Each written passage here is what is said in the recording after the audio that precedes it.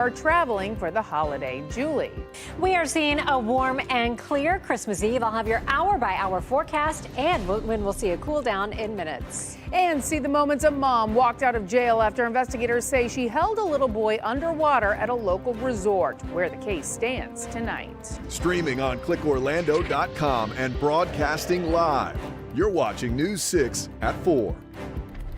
We start tonight with a live look at Orlando International Airport from our Light Orlando Delivering Hope cam. It is smooth sailing at airports across the country today. Looking at this map, there are minimal disruptions at many of the nation's largest airports, including MCO, and that is where we find your Orange County community correspondent, Jana Manahalal. And Jana, a number of people you spoke with today say they are excited to be traveling on the holiday. Yeah. They're definitely excited to be traveling, which is something you might not expect. You may assume that, traveling on Christmas Eve would mean those busy terminals and busy security checkpoints, but it actually is one of the easiest days to fly, and better yet, one of the cheapest days to fly. For holiday travelers heading out on Christmas Eve, the experience at Orlando International Airport has been pretty calm. Bags are coming out on time, and many travelers say it's somewhat of a Christmas miracle they're getting through the airport with so much ease. It was shocking. There were no lines in TSA. Everybody was very friendly and in a holiday spirit. And some say traveling during the holiday is the way to go. I've always traveled on Christmas. That was always what my family's done, but I do recommend it, but maybe now the cheat code might have been broken. According to AAA, flying is way more expensive this holiday season, averaging nearly $900 a ticket. The days leading up to Christmas Day are the most expensive, while flying on the holiday itself is cheaper. An expected 8.03 million people will be taking to the skies this year, which is the first time ever that number of people has surpassed 8 million for the holiday season. I'm surprised. I thought there'd be more people because you look at the websites and they tell you how many people are traveling, and I'm surprised. Just not a lot of people right now. As smooth as it's been, TSA has had its ups and downs so far, so just be sure to keep an eye on changing times. And AAA says Christmas Day, which is, again, tomorrow, will be even quieter than today. And travelers are encouraged to check their flight times before they get to the airport and arrive just a little early in case. At the Orlando International Airport, I'm Jana Manahalal, your Orange County Community Correspondent, News 6. All right, Jana, thank you. We want to get you out to a developing situation that's happening right now in Orange County. Our Jarrell Baker is live at the Greens condominiums near the mall at Millenia, where there is a large police presence happening right now. Jarrell, what can you tell us?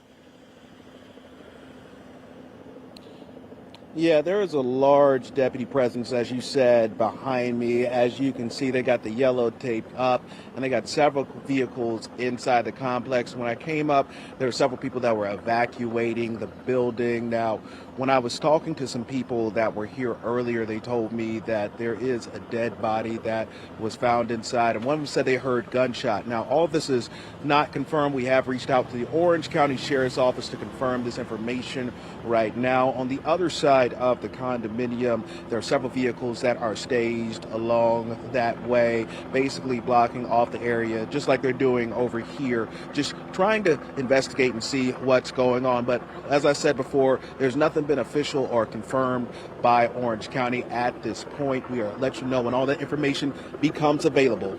Here in Orange County, Jarrell Baker, News 6. All right, Jarrell, thank you. Again, law enforcement in Orange County there. Law enforcement in Orange County also asking for your help finding 2 missing people, including a child. The Orange County Sheriff's Office says 12-year-old Imani Santana Gaskin was last seen in the 25th Street and South Westmoreland Avenue area of Orlando on Monday. Officials say because of her age, they are worried about her safety. If you see Imani or know where she is, you're asked to call 911 right away. And Orlando police are asking for your help finding 29-year-old Javante Lewis Curo. He's been missing for a week and was last seen in the Maris Point Apartments area just off Cimarron Boulevard, just north of Hoffner Avenue.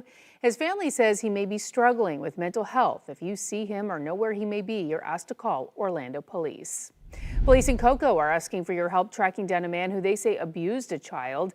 Eddie Espinoza Lopez has active felony arrest warrants for sexual battery for a child under 12 years old and lewd or lascivious molestation, battery, and conduct. Officials say he works in landscaping and lives on Greenwood Way in Cocoa, but they say he may also be in the area of Dianthus Lane in Titusville or in the area of North Cocoa Boulevard, just north of the beach line.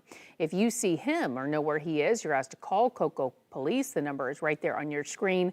We've also posted their contact info on clickorlando.com. Meteorologist Julie Broughton joins us now. And Julie, no snow in Central Florida this Christmas. Certainly a lot of sand out there behind you. You are, though, expecting a change in our temperatures. Yeah, that doesn't come until next week. So our forecast for Christmas Eve, Christmas Day, looking great. I think we have the best weather in the country for our holiday. This is what it looks like for you right now. This is our Daytona Beach sky cam. Lots of folks out enjoying their Christmas Eve on the beach. If that is in your plans, keep in mind we are looking at an elevated threat of rip current, so best bet is to enjoy the view from the sand. Right now, sunny skies and 77 in Daytona Beach. You're at 78 in Orlando, 79 in Sanford, 79 in Ocala. I know a lot of you have plans to be heading out this evening. No weather-related issues. In fact, for Santa, I think he is in good shape. We will see some areas of fog, but he has it covered. 58 for our overnight low. Now, coming up, we'll talk more about that change in temperatures Lisa mentioned and go hour by hour as we take you through your evening. All right, Julie, thank you. In Brevard County, a man is facing felony charges after his neighbors say he shot a cat. Brevard County Sheriff's deputies were called to a Port St. John neighborhood back in November, right on the other side of I-95 from Space Coast Junior Senior High School. Neighbors say they heard what sounded like a gunshot and saw a bloody black cat run off. That neighbor said it was a local stray and that a number of people chipped in to feed the cat. Freddie Underwood told deputies he shot at the cat but did not hit it. He said the cat had been scratching his cars up and he just wanted to scare it off. But 3 weeks later, a neighbor said she caught the cat and took it to a vet where he had a leg amputated due to severe damage from being shot. Underwood was arrested on Monday on felony animal cruelty charges. He was released after posting $6,000 bond. As far as the cat goes, the family that caught him and took him to the vet decided to adopt him. In Osceola County, a mom is now out of jail after the sheriff's office says she was holding someone else's child underwater at the Gaylord Palms Resort pool. News 6 was there the moment she bonded out late last night. Your Osceola County community correspondent Stephanie Rodriguez joins us with what we know today. Tiffany Griffith walked free late Tuesday night. This was just hours after the state amended her charge from first-degree aggravated child abuse to third-degree child abuse. She's accused of pushing a 6-year-old boy underwater at the Gaylord Palms Resort pool last Friday. Surveillance video shows the moment prosecutors say she confronted the boy after he dunked her 8-year-old autistic son underwater. A witness said she held the boy under for 2 to 4 seconds. The defense says she was trying to protect her son, while prosecutors argued it was retaliation. It's not any kind of self-defense or defense of others. She went into the pool after her child had been dunked. The 6-year-old boy came out of the pool upset and with a nosebleed, and he told his parents what happened. The state asked the judge to keep her in jail, saying she's a danger to the community. But the defense argued that this was about a mom protecting her child, and the judge denied the state's request to hold her without bond, and that bond was set at $20,000. As of right now, there's no word yet on when she's due back in court. In the studio, Stephanie Rodriguez, News 6. Democrats in Congress say they are planning legal action if the Department of Justice does not release the remaining files connected to the investigation of convicted sex offender Jeffrey Epstein in the coming days. But as CBS's Erica Brown explains, DOJ officials said they just uncovered a lot more documents that they need to go through. The Justice Department said Wednesday that it uncovered more than 1 million files potentially related to the Jeffrey Epstein case and would need a few more weeks to review the materials to protect the privacy of survivors. It comes as the department's slow rollout sparked backlash. It's been very hard to get the truth, and the only way to get the truth is transparency. Attorney Jennifer Freeman represents some survivors of the convicted sex offender who were dissatisfied with the DOJ's failure to meet last Friday's deadline to release all the documents. It's just been extremely emotional for everyone. The thousands of files made public Tuesday include several mentions of then private citizen Donald Trump. One 2020 Justice Department email shows Trump flew on Epstein's plane at least 8 times during the 90s, contradicting an earlier statement where Trump said, quote, "I was never on Epstein's plane." President Trump has never been charged with criminal wrongdoing in connection to Epstein and is trying to distance himself from his one-time friend. But political watchers say as this drags on, he risks losing support from his base. I think they might have believed him when he said he wasn't involved with this guy, or I knew him a little bit, and that's just looking less and less true. And that kind of betrayal can have a real effect when it comes to voting, when it comes to support. The president this week once again claimed Democrats were attempting to use the Epstein case to deflect from the Republican Party's success. Erica Brown, CBS News, the White House. Democratic Congressman Ro Khanna, who helped lead the bipartisan effort to make all of the Epstein files public, issued a statement calling the DOJ's failure to release the full files an obstruction of justice. He said he and Republican Congressman Thomas Massie plan to bring contempt charges against Attorney General Pam Bondi. Well, it is a holiday tradition every year in Brevard County. The Surfing Santas are back on Cocoa Beach. We'll take you to the big celebration for a good cause. And it's one big gift that Santa does not have on his sleigh, the jackpot that's up for grabs tonight. You're watching News 6 at 4 as we take a live look at our camera in Daytona Beach. We'll be right back. This portion of the news is sponsored by Seminole Hard Rock Hotel and Casino.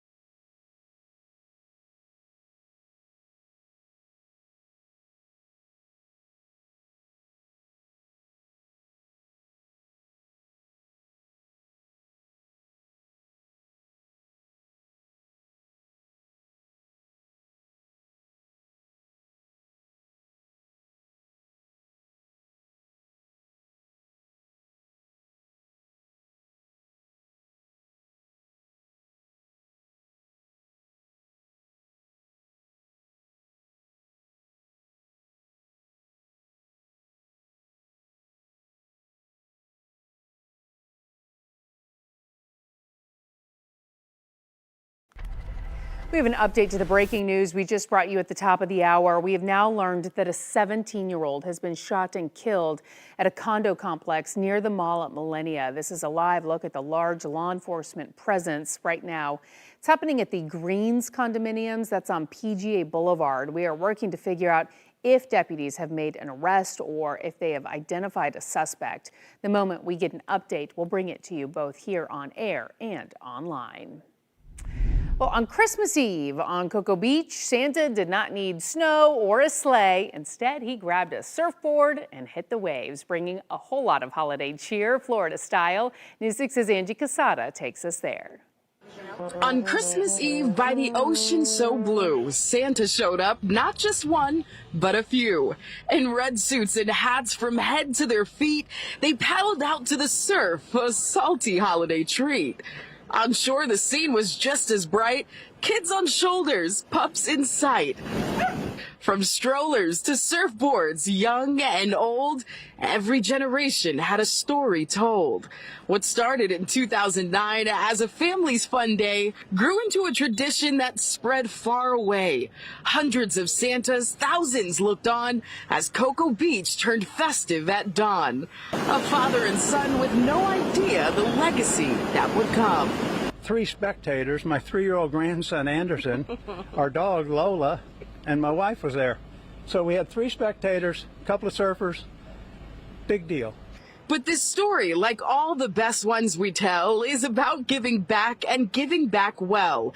Each suit and each shirt help charities grow, supporting local causes the community knows.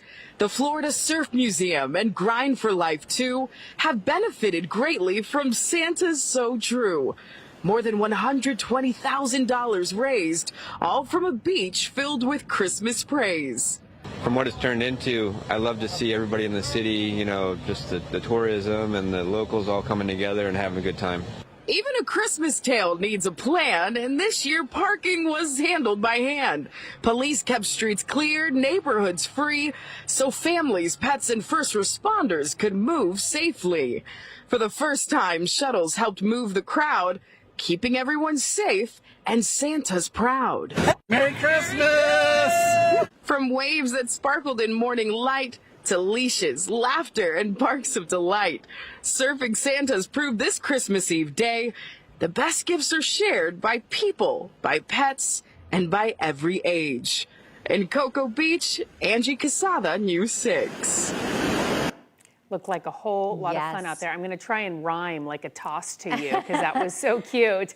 But I can't do that right now on the fly. Julie, it looked really nice out there, and we have a nice forecast in store for us. We do. Just about perfect Christmas weather. I know so many people like it a little on the cool side for the holidays.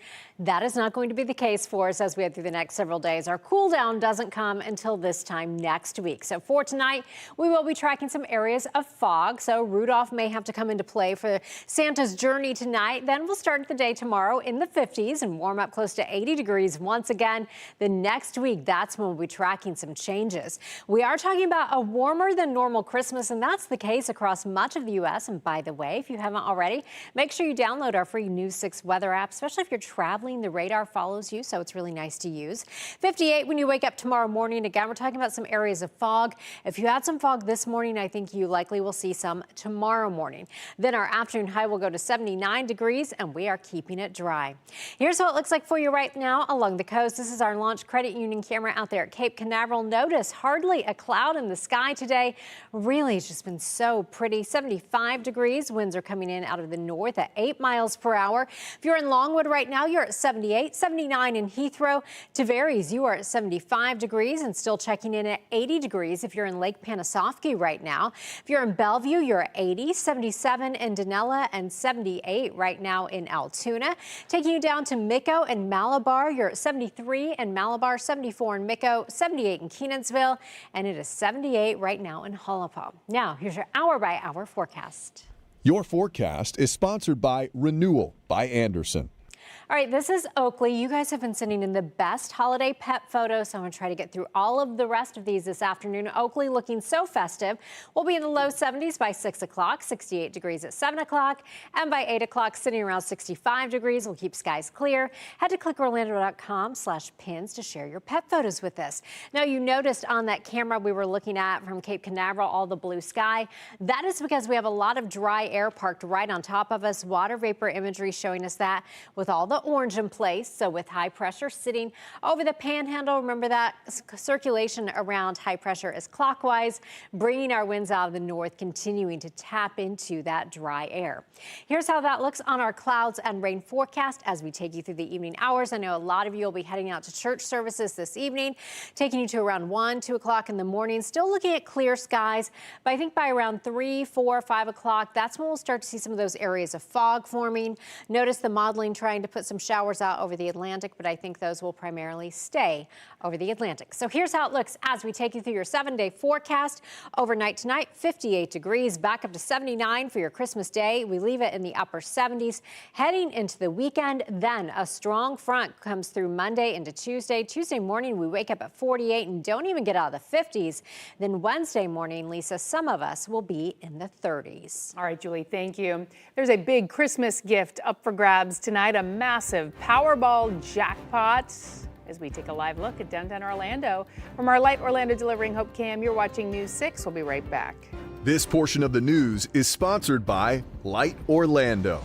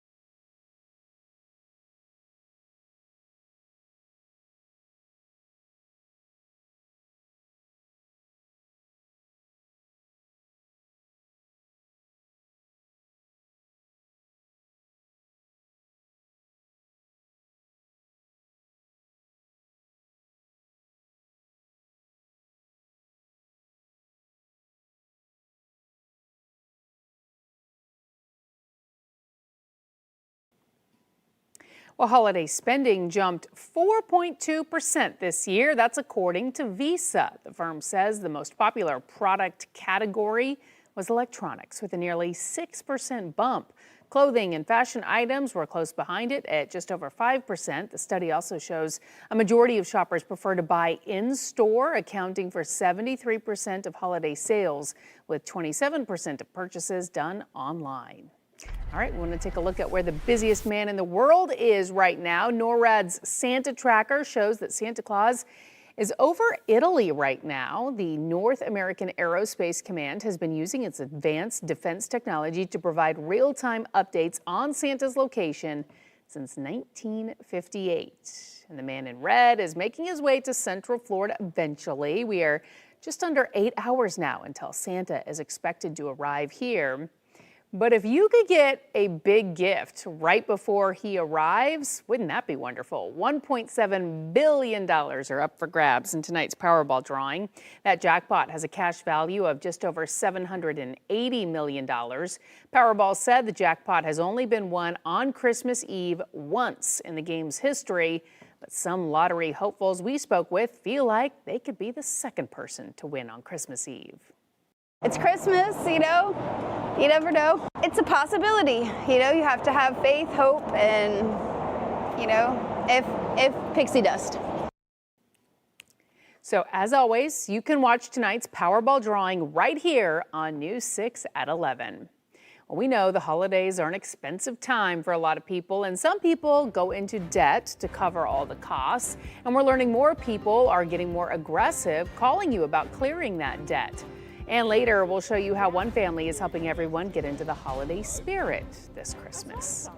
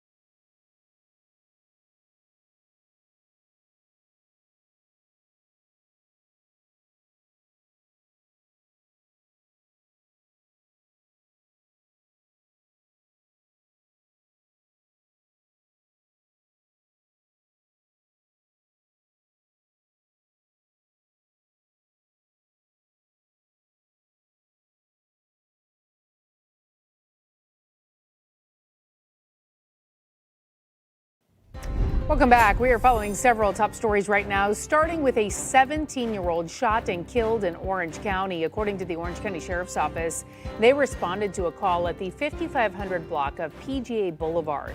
Officials tell us this all happened around 2:30 this afternoon. There is a large law enforcement presence right now with caution tape around the parking lot. Our News 6 community correspondent Jarrell Baker is there right now working to get more information. A man is facing felony charges after his neighbors say he shot a cat. A neighbor says it was a local stray that a number of people chipped in to help feed. Freddie Underwood told deputies he shot at the cat but did not hit it. He said the cat had been scratching up his cars and he just wanted to scare it off. The cat had to have its leg amputated, but it did survive. Underwood is charged with felony animal cruelty. And for the first time ever, AAA is projecting more than 8 million travelers will take domestic flights this holiday season. That's more than a 2% increase compared to last year. Today and tomorrow, Orlando International Airport will see the lowest crowds of the season. Everything picks back up on Monday, the 29th, when people start to head home. And we are keeping a live look on the roads tonight for you. If you have Christmas Eve plans tonight, you're looking live at I-4 near Disney on your left. And it's I-95 near Cocoa on the right-hand side. Things looking good up there right now. But it has been a dangerous last few days on roads across Central Florida after a number of crashes. News 6's Mark Lehman has a reminder from law enforcement.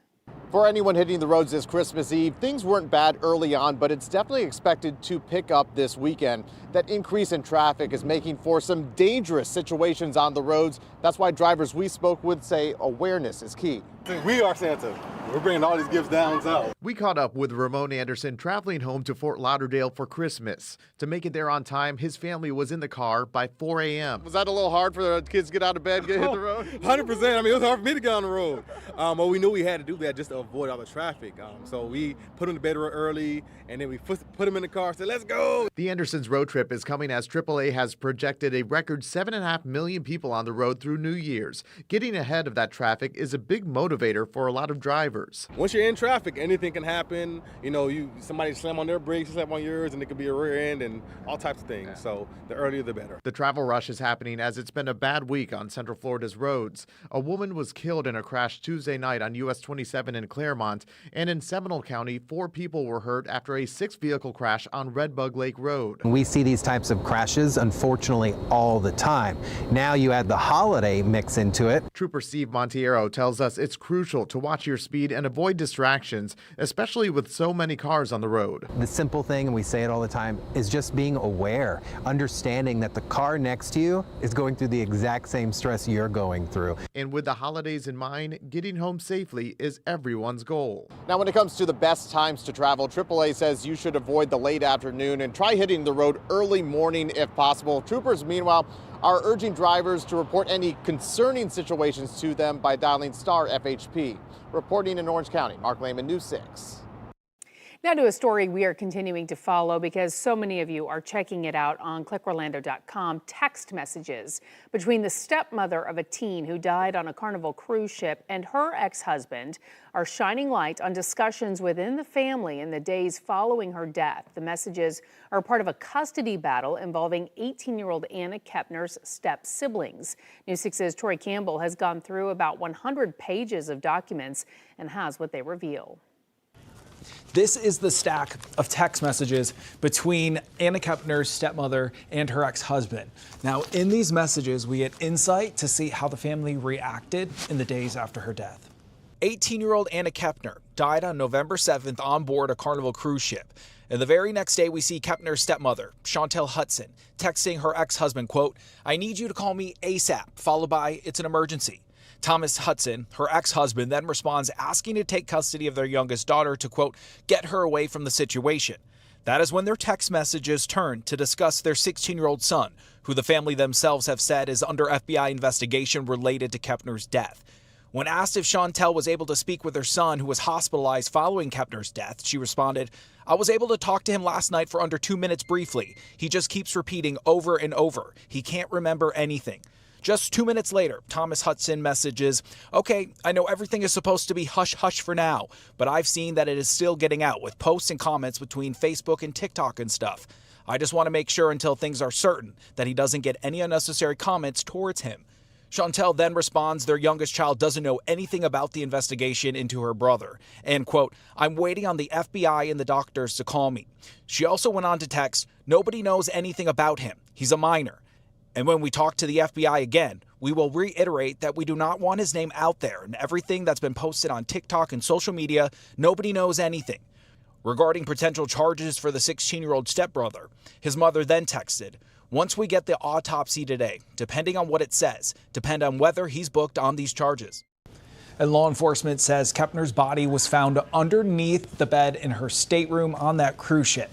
Now, the FBI has not said the 16-year-old stepbrother is a suspect. However, they do say their investigation is ongoing. In the newsroom, Troy Campbell, News 6. Well, we are going to have you arrested. We're going to kill you. We're going to burn your house down. Those are just a few things debt collectors have said to Floridians. And News 6 anchor Matt Austin found out the number of calls is growing.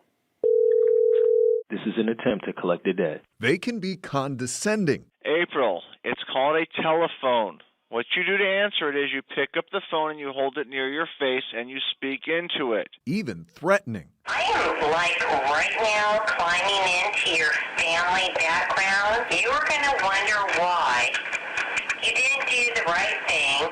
The bottom line, debt calls are stressful. It weighs on your mind day and night. You can't sleep, you can't eat, you start to get all stressed. Jamie Schaub, a server at the Swan and Dolphin, ended up with $19,000 in debt after having to buy a new air conditioner using credit cards.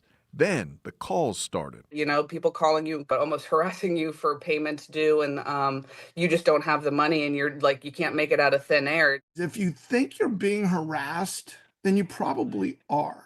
Billy Howard, founder of the consumer protection firm, says harassing calls are illegal in Florida thanks to the Consumer Collections Practices Act. Basically, the law says debt collectors are supposed to be nice to you. If they're not being nice to you, they're breaking the law.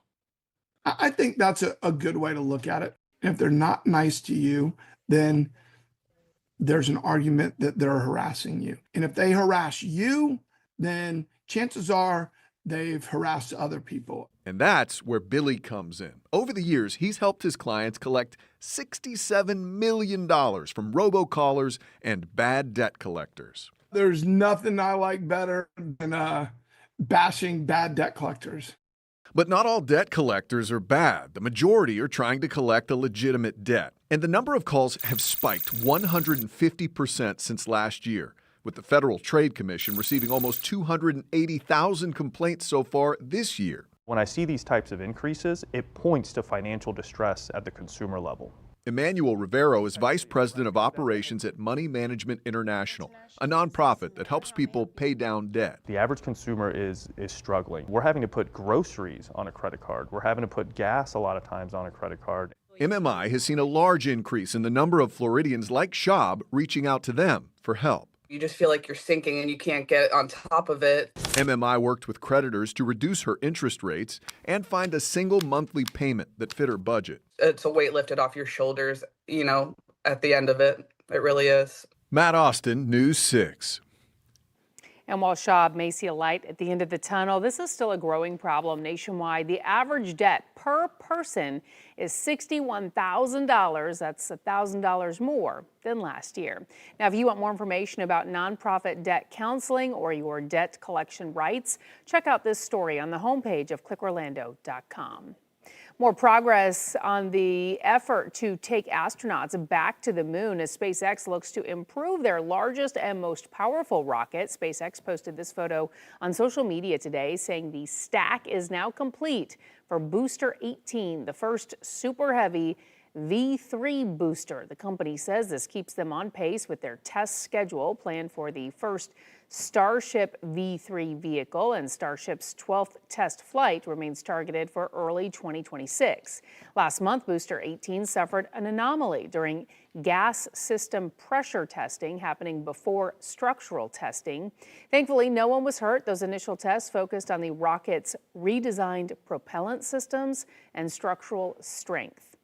And there are more signs those launches could soon be coming to Brevard County. SpaceX's VP of launches posted these photos last month of SpaceX's new launch pad being built specifically for Starship. He said it will only be a matter of time before we see Starship on the Cape.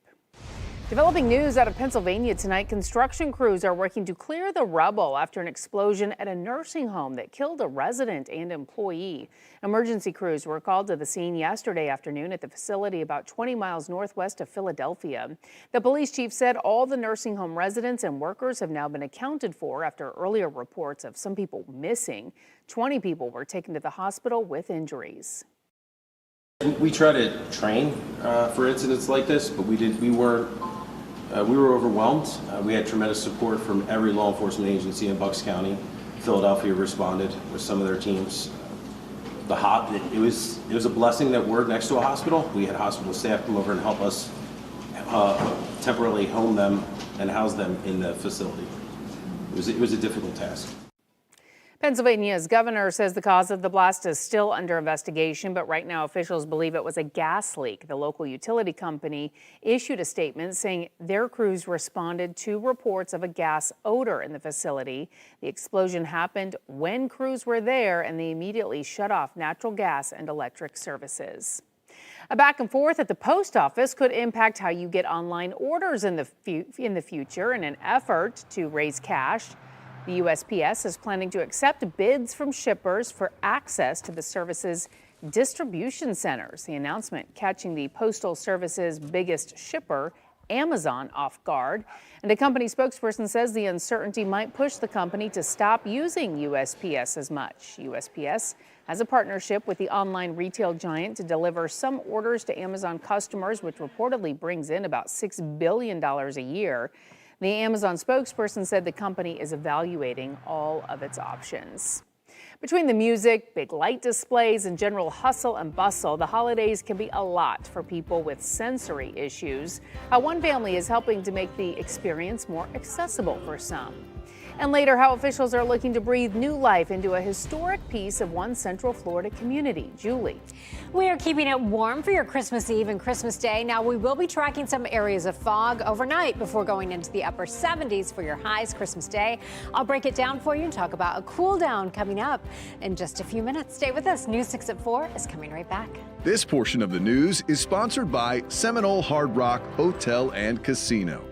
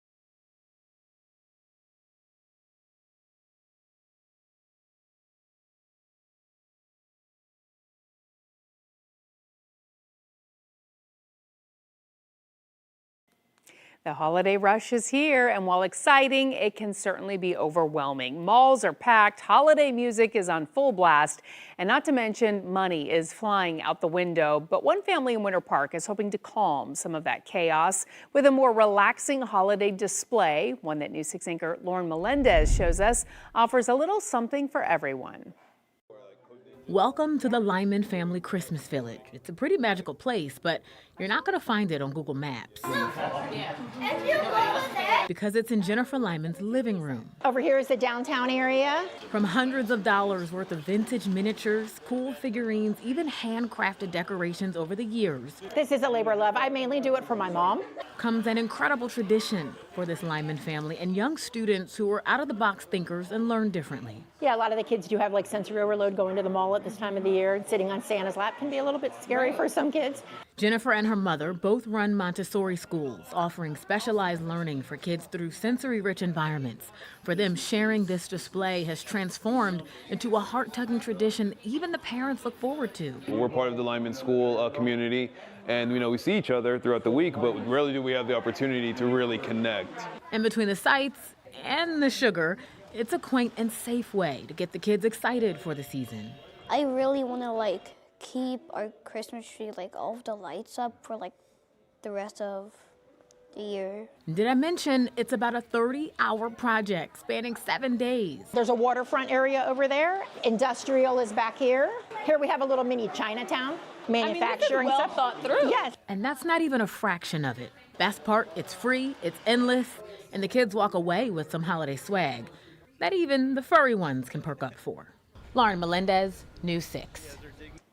All right, we want to check in now with meteorologist Julie Broughton. Julie, that is the map we like to see on a day like today. Yeah, and I think most people are already at their holiday destinations. Jana Manahala was out at Orlando International Airport a little bit earlier, kind of a light travel day, but we like all the green, so no major airport delays right now. We have been watching a weather system really bringing a lot of impacts to the West Coast, and that's where we've seen the biggest impacts for travel delays today.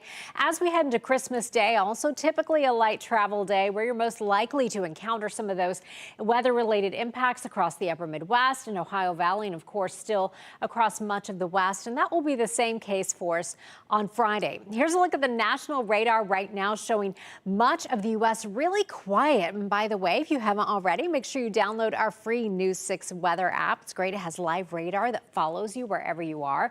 We're seeing some snow across the Great Lakes in the upper Midwest, and we've been just watching torrential rain across much of the West Coast. Flood advisories in place through parts of California, and we'll continue to see some rough weather for those folks. Look at this shot, though. Isn't this absolutely gorgeous here at 4:48? This is our Daytona Beach sky cam. We have enjoyed a whole lot of blue sky throughout the day today. That sunshine has translated into warmer than normal temperatures. Right now in Daytona Beach, we are sitting at 77 degrees. It is 76 in Kissimmee. Wildwood, you are at 77, 75 if you're in Mico, Palm Coast at 78, and still hanging at 81 in Gainesville. Here's your hour-by-hour forecast, so you can go ahead and plan the rest of your day. I love seeing all of your pet pictures. You've been sending so many pets, which is fabulous. So this beautiful girl, I'm not sure her name, she was pinned by Ginger Snap. Ginger Snap described her as sweet and sassy, and I like that she wears a little medical alert tag on her collar, noting that she's diabetic, but she's so beautiful, so we love her. 72 degrees at 6 o'clock, 68 degrees at 7 o'clock, and we fall into the mid-60s by 8 o'clock. No rain out there for your Christmas Eve, so if you're heading out to dinner or to church tonight, you're in great shape. We have all this dry air that's just been parked right on top of us. We can tell that on the water vapor imagery. So when we look at this, this tells us what's going on in the mid and upper levels of the atmosphere regarding those moisture levels.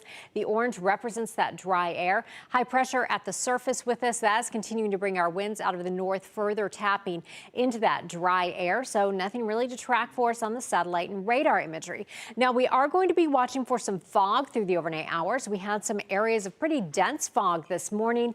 By 4 o'clock tomorrow morning, I think we could see fairly widespread areas of fog. And notice as we take you toward around 7 o'clock, we'll see it getting a little bit thicker in some spots, like from Palm Coast down toward Daytona Beach and New Smyrna Beach. So if you do have plans to be out and about early tomorrow morning, do make sure that you just keep in mind to give yourself a little bit of extra time because you could be dealing with some visibility issues. Of course, Santa will have Rudolph, so he will be in great shape. 58 for your overnight low tonight, back up to 79 for your Christmas Day. We keep it in the upper 70s all the way through the weekend into Monday. Monday is when we are tracking our next system, which will bring us a big time cool down. For this time next week, we wake up in the 40s on Tuesday and top out at 59. Then Wednesday morning, Lisa, some of us will wake up in the 30s. All right, Julie, thank you. After the break, how officials in one community are looking to replace a historic firehouse. And before we head to break, we want to remind you to check out our primetime schedule on News 6 Plus. We have a new take on the day's news on News 6 tonight. That's at 9. Go in depth as we answer your weather questions at 9:30, then watch the late news an hour earlier. It's all tonight on News 6 Plus.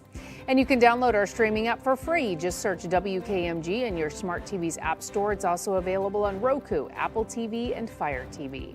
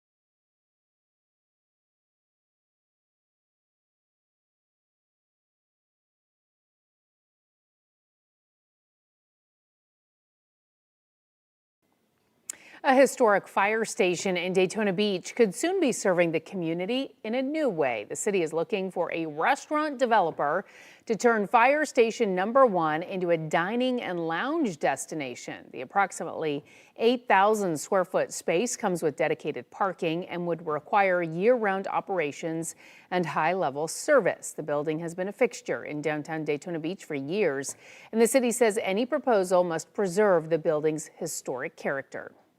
You know, Daytona Beach Fire Station number 1 is such a historic and treasured part of the Daytona Beach story in addition to the fire department story. And seeing an opportunity to redevelop and reimagine the use of this building, I think we're excited because it plays a critical role in the renaissance of downtown. Proposals will be reviewed through a competitive selection process, with any final lease agreement requiring approval by the Daytona Beach City Commission in a public meeting. Well, you know what they say, teamwork makes the dream work, and that was the case in Jacksonville as a life-saving mission was caught on camera. All right, come on, buddy, swim. All right, look closely. 2 weeks ago, the Jacksonville Sheriff's Office got a call about a dog in distress in a river. Officers spotted the dog stranded on a small island and flagged down nearby fishermen who used their boat to get to the dog and bring it to shore. The officers took the dog, a French bulldog, to animal control, but he did not have a microchip and therefore no name. So officers decided to name him Porky, and we're told Porky already has a new home. Porky looks awfully cute. News 6 at 5 is up next. Anchor Ginger Gadsden is in the newsroom with what's ahead. Lisa, the Miami Heat basketball player arrested in Orlando on gambling charges, is asking for his charges to be dropped. The Supreme Court ruling that could change everything. Plus, the mom accused of holding a child underwater at a popular resort walking out of jail. Could the charges against her be changing? And we're keeping a close eye on breaking news coming out of Orlando tonight. We're learning a 17-year-old is dead after a shooting at an apartment complex. A live update headed your way in just minutes. Your forecast is just minutes away as well. Don't forget, you can stream all of our newscasts and live cameras like this one at Daytona Beach for free anytime on News 6 Plus.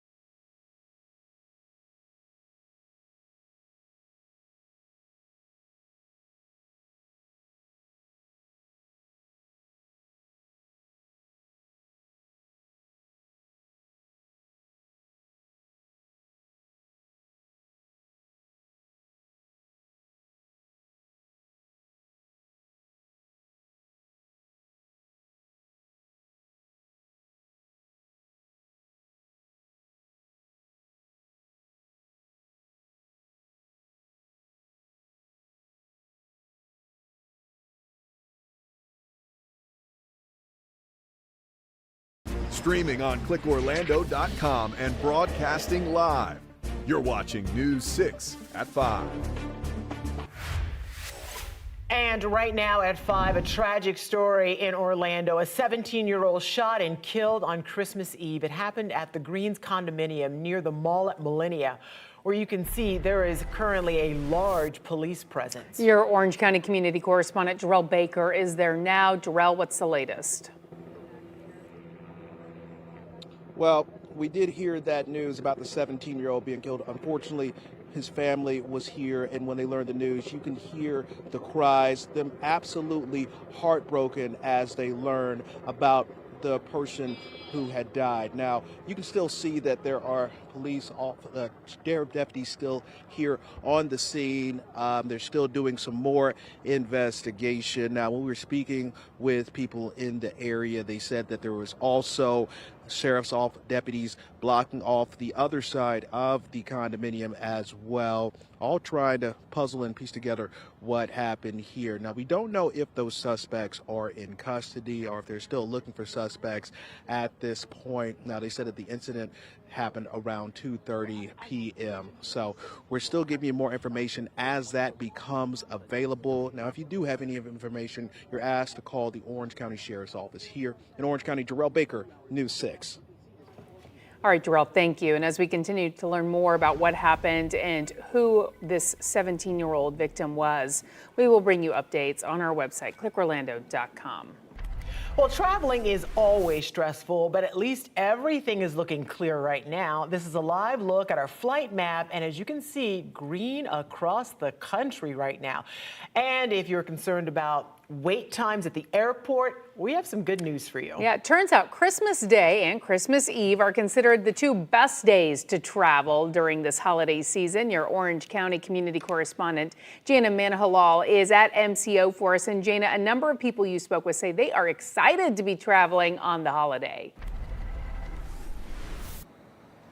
Yeah, we've been here about since mid-morning, and it's been smooth sailing, like that green you talked about across the board. And like you said, Christmas Eve and Christmas Day are the best days to travel during the holiday season, and actually the cheapest days. For holiday travelers heading out on Christmas Eve, the experience at Orlando International Airport has been pretty calm. Bags are coming out on time, and many travelers say it's somewhat of a Christmas miracle they're getting through the airport with so much ease. It was shocking. There were no lines in TSA. Everybody was very friendly and in a holiday spirit. And some say traveling during the holiday is the way to go. I've always traveled on Christmas. That was always what my family's done, but I do recommend it, but maybe now the cheat code might have been broken. According to AAA, flying is way more expensive this holiday season, averaging nearly $900 a ticket. The days leading up to Christmas Day are the most expensive, while flying on the holiday itself is cheaper.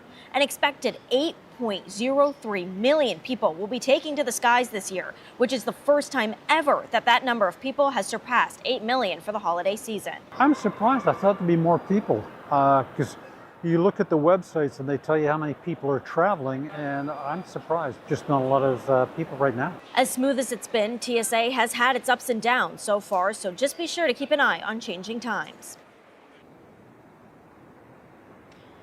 And AAA says Christmas Day will likely be even quieter, with busy travel times returning later this week as people head back home. What you're looking at now coming out of this system is a tram, and the Gatelink system has been being worked on here at MCO, but that has not affected the tram travel times at all, as it's been smooth sailing across the board. At the Orlando International Airport, I'm your Orange County community correspondent, Jana Manahalal, News 6. All right, Jana, thank you. Of course, we know that not everyone is traveling by air over the next few days, but after several multi-car crashes across Central Florida, it's important to be aware of what is happening on the roads. Coming up at 5:30, the warning from law enforcement if you have plans to hit the road for the holidays.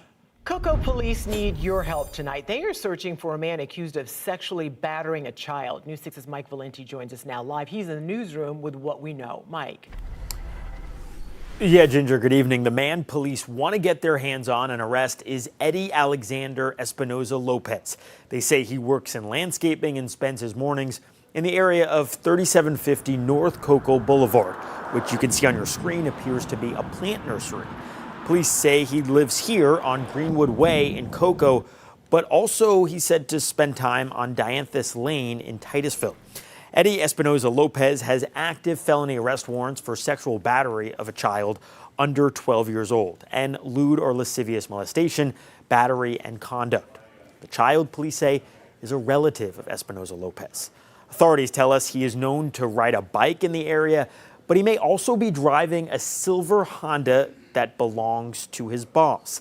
The license plate on that Honda is the following: Florida tags JX943F. Again, that's the tag JX943F. Cocoa police say if you see Espinoza Lopez, to please give them a call at 321-639-7620, or you can text or email using the address dropadime@cocopolice.com. Ginger, Lisa. All right. Thank you, Mike. Tonight, deputies in Orange County are asking for your help to find a 12-year-old girl. 12-year-old Imani Santana Gaskin was last seen on Monday in the Holden Heights area near 25th Street and South Westmoreland Avenue. Deputies say they are particularly concerned about Gaskin because of her young age. At the same time, Orlando police are looking for 29-year-old Javante Luis Curo, who's been missing for a week. Police say he was last seen along Dockside Drive near Cimarron Boulevard and Pershing Avenue. His family believes he may be struggling with his mental health. Let's take you for a live look now. This is at Daytona Beach, where it's a different kind of white Christmas. No snow for us, thankfully, this holiday season. Yeah, and not even a cool down right now. News 6 meteorologist Julie Broughton is breaking down the forecast for us. We do have some changing temperatures, though, on the way, Julie. Yeah, those are several days out. So what we need to know for our Christmas Eve and our Christmas Day, we're keeping it warmer than normal and no weather-related issues. I know a lot of you have plans tonight, have plans tomorrow. You're in great shape. This is what it looks like for you right now. This is our Light Orlando Delivering Hope Together camera over downtown Orlando. Whole lot of blue sky out there right now, sitting at 76 degrees. Normal high this time of year is 73, so we beat that just about everywhere today. 76 right now if you're stepping out the door into Land. If you're in Ocala, you're still sitting at 78. It is 74 in Melbourne and 72 right now in New Smyrna Beach. Now, when you wake up tomorrow morning, we'll be at 58 in Orlando, 54 in Claremont, and you'll wake up to 52 in the Villages. I do think we'll see some areas of fog overnight tonight. Santa, though, he will be in great shape. He's got it all under control. Then our afternoon highs tomorrow, we keep it dry. We go to 79 in Orlando, 78 for your high in Claremont, and 79 if you're in Wildwood. Average high this time of year, 73. We're well above that. We stay above that through the weekend, and those changes are coming. We'll break it down in just a few minutes. Julie, thank you. Developing tonight, the Miami Heat player who was arrested in Orlando back in October for allegedly making fraudulent bets is asking a judge to drop his charges. Terry Rozier was arrested just after the Magic and Heat played in their first game of the season. The FBI says 30 other people in 2 cases have also been arrested, alleging rigged sports bets and poker games involving mafia families. Prosecutors are asking for a $10 million bond. Rozier put up his $6 million Florida property as collateral for bond. Authorities say Rozier shared insider information and faked injuries to make money on bets. Rozier pleaded not guilty earlier this month, but yesterday his attorneys asked the case be thrown out. They are saying after a new Supreme Court decision narrowed down federal fraud laws, the charges are no longer relevant. We've got a passionate parent base, an involved community. Why are we staring 30 days out at a closure? If they're going to close the school, you might protest. That is correct.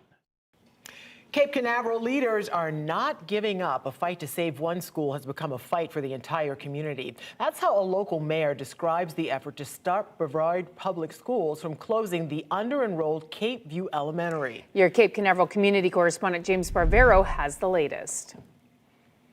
A last-gasp effort to save Cape Canaveral's only school. I've reported since October how Brevard Public Schools is considering closing Cape View Elementary School and sending the 200 students to Roosevelt Elementary School in Cocoa Beach. Now I've learned the City of Cape Canaveral's council is going to meet with the school board to have a meeting on this matter, and the district tells me that's going to happen on January the 6th. That's 2 weeks before the board is scheduled to vote at a regular meeting on the 20th. We are not Cape Canaveral without Cape View. At the last council meeting, Mayor Wes Morrison said the district hasn't involved the city enough in this discussion. Like families I've talked to, all of the council wants Cape View to stay open, even though it's half full. We've got a passionate parent base, an involved community. Why are we staring 30 days out at a closure? If they're going to close the school, you might protest. That is correct. Catching up with the PTO president, Rajesh Ravi Sankar tells me the community is still not giving up. The district's argument has been they're spending so much more money per student at a school like this that's under-enrolled. What do you say to that? I did not realize that public education has turned into a business model. We are hopeful at this point because that is all that we have. It was brought up at the last council meeting how other Central Florida districts are considering closing schools because of low enrollment. In Orange County, this is a map of 7 schools that could close. Our reporting on the future of all schools in your community continues on clickorlando.com. In Brevard County, I'm your Cape Canaveral community correspondent, James Sparvero, News 6. All right, we already know how lucky we are to be able to spend Christmases on the beach. Yeah, and for thousands of people in Brevard County, it's an annual tradition. All of them there to see the sight. Surfing Santas. We'll explain why this year's event also carried a life-saving mission. You're watching News 6 at 5. We'll be right back. This portion of the news is sponsored by Launch Credit Union.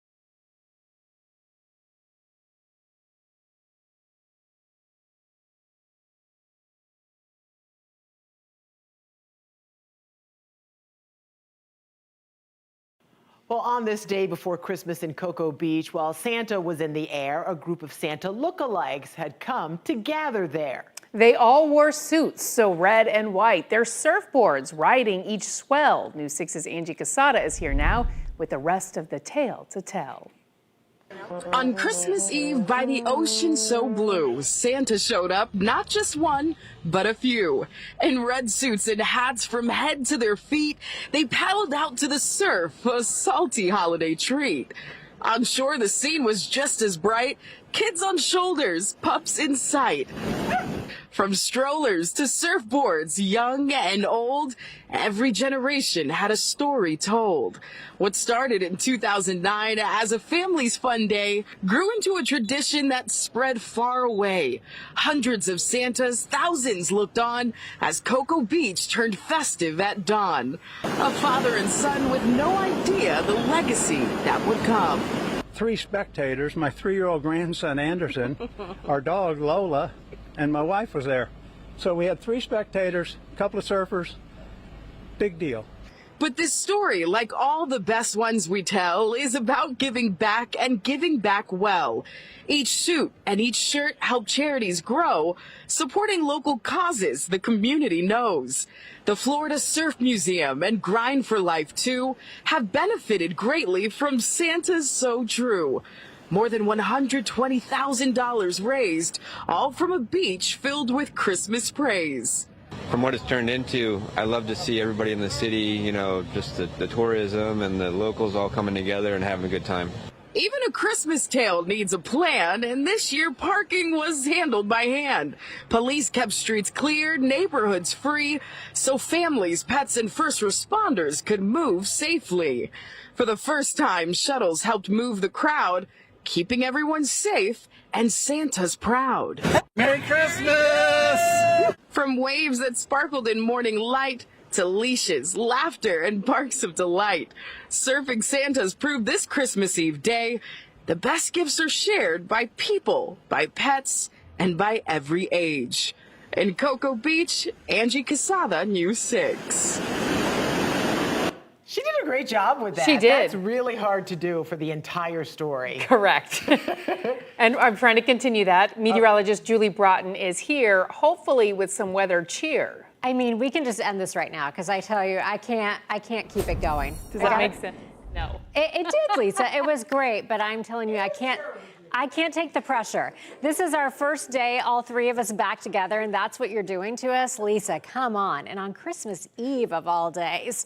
All right, here are your holiday headlines. Rudolph will be called into service this evening. I was just checking on the Santa tracker. It looks like Santa is over Switzerland, on track to get here in Central Florida on time. Then for your Christmas day, we'll start in the 50s, warming to a high near 80 degrees, so keeping warmer than normal. That will be the trend through the weekend, and then next week we'll see a big cool down. So your Santa forecast, here is Rudolph there, all nice and ready for us with his bright nose on our graphic. 58 for our overnight low with some areas of fog.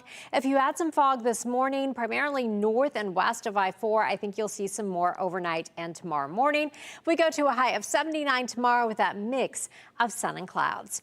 Here's what's happening for us right now. It is 5:17. If you're getting ready to head out to dinner, maybe going to a friend's house for Christmas Eve or going to church, looking so nice out there. This is our Light Orlando Delivering Hope Together camera showing such a peaceful evening over Central Florida. We're sitting at 76 degrees right now, 77 if you're in Kissimmee, 74 in Melbourne, and 72 right now in Daytona Beach. Ocala, you are still hanging at 78 degrees. Now here's a look at our winds. We've been very breezy the last couple of days. The winds have really relaxed for us today.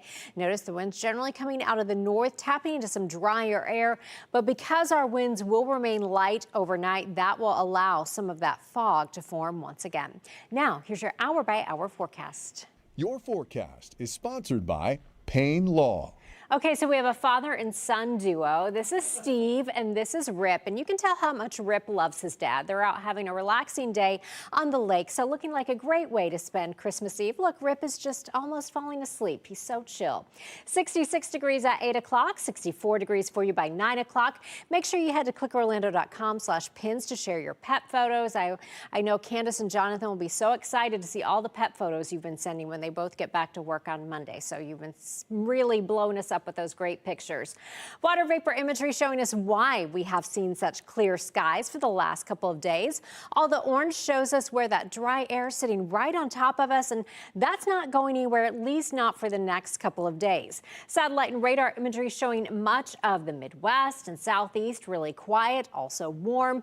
With our high pressure to our north, that is bringing our winds very light out of the north, and that is tapping into that dry air for us. Here's how this looks on our clouds and rain rain forecast as we take you through the evening and into the overnight hours. By 4 o'clock, again, still seeing mostly clear skies. Some of the models are picking up on maybe a few isolated showers over the Atlantic. I don't think any of those will make it on shore. Again, we will be looking at some fog overnight. Here is your extended forecast. So we keep it in the upper 70s for Friday, Saturday, Sunday, even into Monday.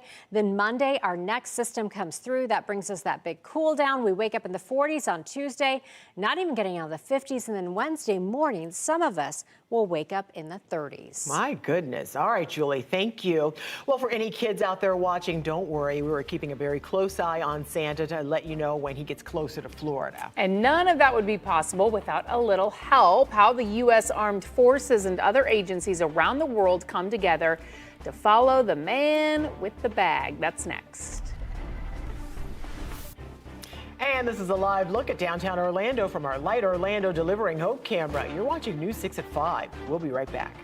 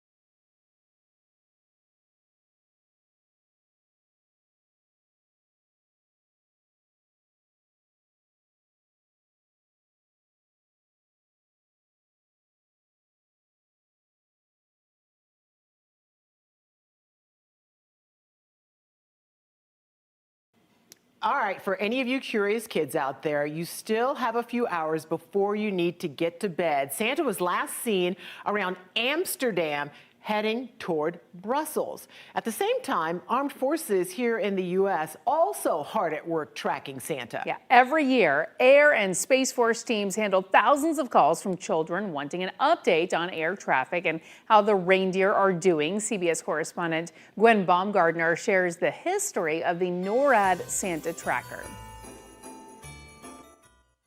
The mission at Colorado Springs Peterson Space Force Base doesn't stop for the holidays. 24/7, 365 days a year, we're monitoring the skies of North America for any airborne threats.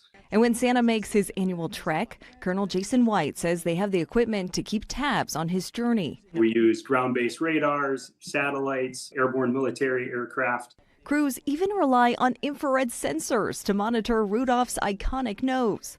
The information from the North American Aerospace Defense Command is quickly declassified, allowing any child who calls the NORAD Santa Tracker hotline to find out Kris Kringle's next stop. Merry Christmas. The very first call came in 70 years ago after a newspaper misprinted Santa's phone number in this advertisement. The number actually belonged to an Air Force Operations Center. The individual that answered that phone didn't want to disappoint the child on the other end and just went with it.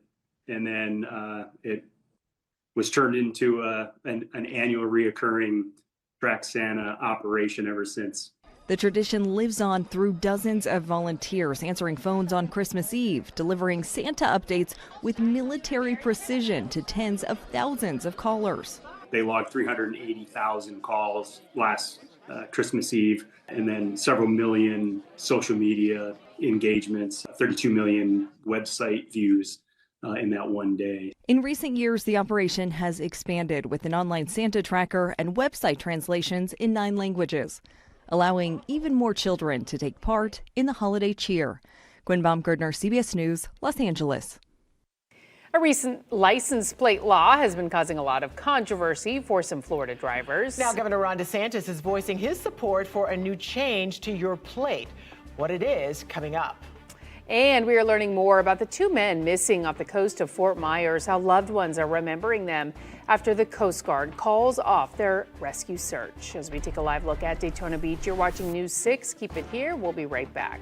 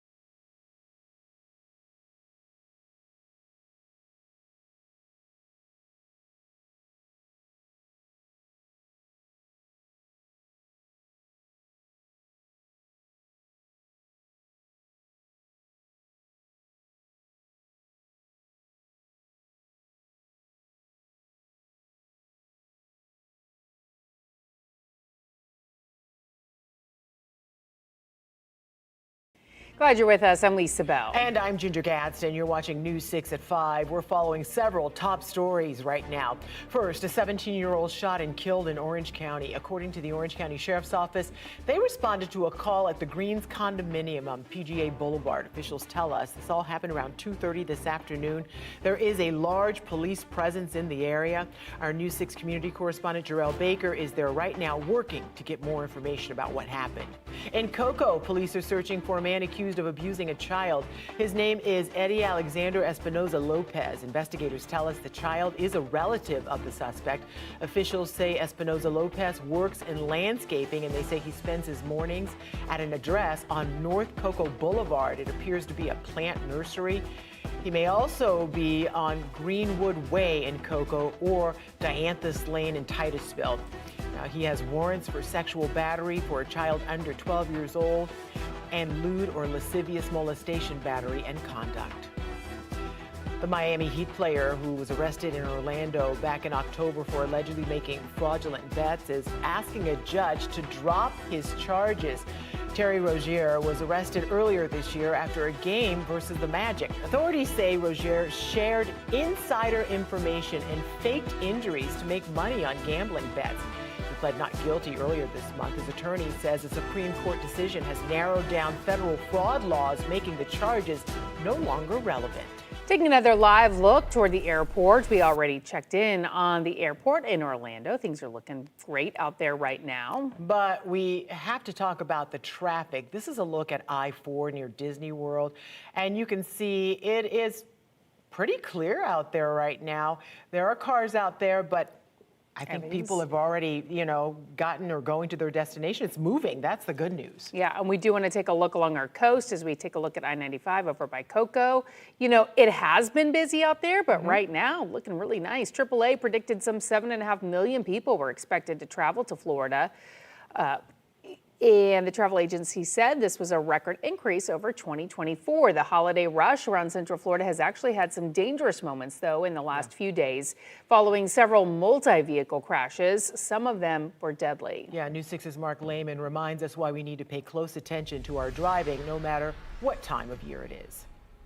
For anyone hitting the roads this Christmas Eve, things weren't bad early on, but it's definitely expected to pick up this weekend. That increase in traffic is making for some dangerous situations on the roads. That's why drivers we spoke with say awareness is key. We are Santa. We're bringing all these gifts down south. We caught up with Ramon Anderson traveling home to Fort Lauderdale for Christmas. To make it there on time, his family was in the car by 4 a.m. Was that a little hard for the kids to get out of bed, get hit the road? 100%. I mean, it was hard for me to get on the road.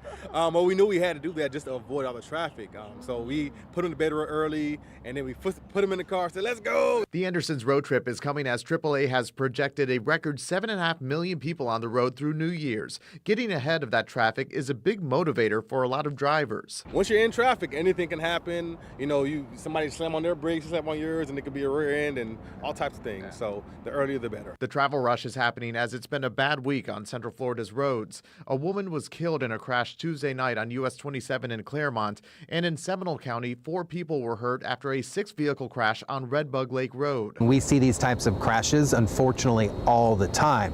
Now you add the holiday mix into it. Trooper Steve Montiero tells us it's crucial to watch your speed and avoid distractions, especially with so many cars on the road. The simple thing, and we say it all the time, is just being aware, understanding that the car next to you is going through the exact same stress you're going through. And with the holidays in mind, getting home safely is everyone's goal. Now, when it comes to the best times to travel, AAA says you should avoid the late afternoon and try hitting the road early morning if possible. Troopers, meanwhile, are urging drivers to report any concerning situations to them by dialing star FHP. Reporting in Orange County, Mark Lehman, News 6. Well, we've been telling you it's been very busy at the airports, but those crowds are expected to calm down a little bit once we reach the weekend. TSA says the busiest day of all will be this Sunday, the 28th. The 27th and 29th are also pretty packed, but today and tomorrow are actually expected to be a bit lighter. However, we have some weather coming out from the west, which could complicate things a bit. So let's get right to meteorologist Julie Broughton with your travel forecast. Julie? Ginger, we are looking at pretty quiet travel here across central Florida. Now, that system that you mentioned, that's actually impacting the west coast. So that's where we'll see the biggest travel impacts both today and tomorrow, if that's where your plans are taking you. Here's what we're looking at right now. This is our Launch Credit Union camera out there at Cape Canaveral, and we are looking great. We have some of the nicest weather in the country right now, sitting at 72 degrees with clear skies. You're at 75 right now in Claremont, 74 in the Villages. Ocala, you are checking in right now at 78 degrees. And if you're heading out to dinner or church tonight, your hour-by-hour forecast featuring Dixie in her holiday attire. You're looking nice. We'll keep our skies clear. We'll be in the mid-60s by 8 o'clock, 64 degrees by 9 o'clock. After midnight, that's when we'll begin to track some areas of fog. We'll break that down for you and take a look ahead to a cool down coming up. All that's coming up in just a few minutes. All right, Julie, thank you. Well, a day after the search for two missing boaters was suspended, Randall Spivey and his nephew, Brandon Billmeyer, were last seen Friday off the coast of Fort Myers on a fishing trip. The Coast Guard searched for them for 4 days, and they found the boat, but not the men. Yesterday, officials suspended the search after covering 6,700 miles of water. Now we're learning more about one of the missing men, Randall Spivey, from his mentor. He was the best young lawyer that I know. He was so determined to help people and do the best he can, and he did an excellent job. He was just a warm, great, wonderful human being. In a statement from Spivey and Billmeyer's families, they say there is a highest degree of confidence that if Randy and Brandon were on the surface of the water, they would have already been found.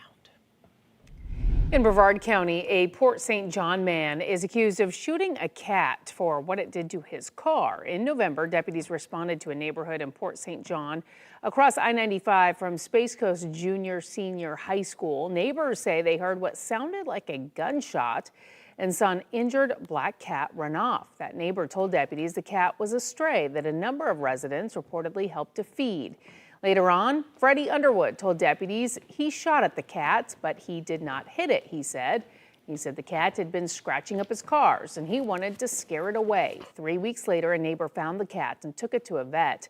Deputies say the cat's leg was ultimately amputated due to its injuries. Underwood was arrested on Monday on felony animal cruelty charges. Underwood, again, is facing charges right now.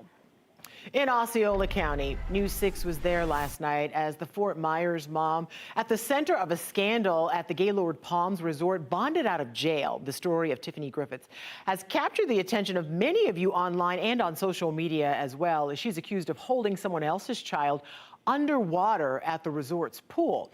Here's Osceola County community correspondent Stephanie Rodriguez with more. Tiffany Griffith walked free late Tuesday night. This was just hours after the state amended her charge from first-degree aggravated child abuse to third-degree child abuse. She's accused of pushing a 6-year-old boy underwater at the Gaylord Palms Resort pool last Friday. Surveillance video shows the moment prosecutors say she confronted the boy after he dunked her 8-year-old autistic son underwater. A witness said she held the boy under for 2 to 4 seconds. The defense says she was trying to protect her son, while prosecutors argued it was retaliation. It's not any kind of self-defense or defense of others. She went into the pool after her child had been dunked. The 6-year-old boy came out of the pool upset and with a nosebleed, and he told his parents what happened. The state asked the judge to keep her in jail, saying she's a danger to the community. But the defense argued that this was about a mom protecting her child, and the judge denied the state's request to hold her without bond, and that bond was set at $20,000. As of right now, there's no word yet on when she's due back in court. In the studio, Stephanie Rodriguez, News 6. In the nation's capital, Democrats in Congress now say they are planning legal action if the Department of Justice does not release the remaining Jeffrey Epstein files in the coming days. It comes after They say the DOJ blew past Friday's deadline to make all records public. The Department of Justice says more files related to convicted sex offender Jeffrey Epstein are still to come, but the slow release and extensive redactions have sparked a lot of criticism. Among the thousands of files released yesterday, several mentioned then private citizen Donald Trump by name. One 2020 Justice Department email reveals that Trump flew on Epstein's plane at least 8 times during the 1990s, contradicting an earlier statement where Trump said, quote, "I was never on Epstein's plane." In another file, a woman told the FBI she had secondhand information about a party with prostitutes at Mar-a-Lago in 2000. I actually threw him out of Mar-a-Lago. This whole thing is with Epstein is a way of trying to deflect from the tremendous success that the Republican Party has. They want the truth, and it's been very hard to get the truth. And the only way to get the truth is transparency. The Justice Department released a statement yesterday acknowledging that President Trump's name was in some files, but said some of the documents contained, quote, sensationalist claims that are, quote, unfounded and false. Governor Ron DeSantis is now backing a push to get rid of registration stickers in Florida. State Representative Tom Fabricio recently submitted House Bill 841, which would transition Florida to a digital-only approach. He says getting rid of the yellow sticker would save Floridians money and time and could also prevent stolen decal fraud. The governor voiced his support of the bill in a post on X, saying, "Good job, Tom, get it done." We first heard about the push to axe registration stickers earlier this month. At the time, News 6's Jana Manahalal spoke with drivers about the possible change.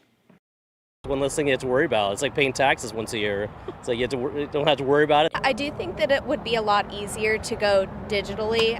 It makes it a lot trickier to try to, do everything day to day and try to keep up with doing this every single year.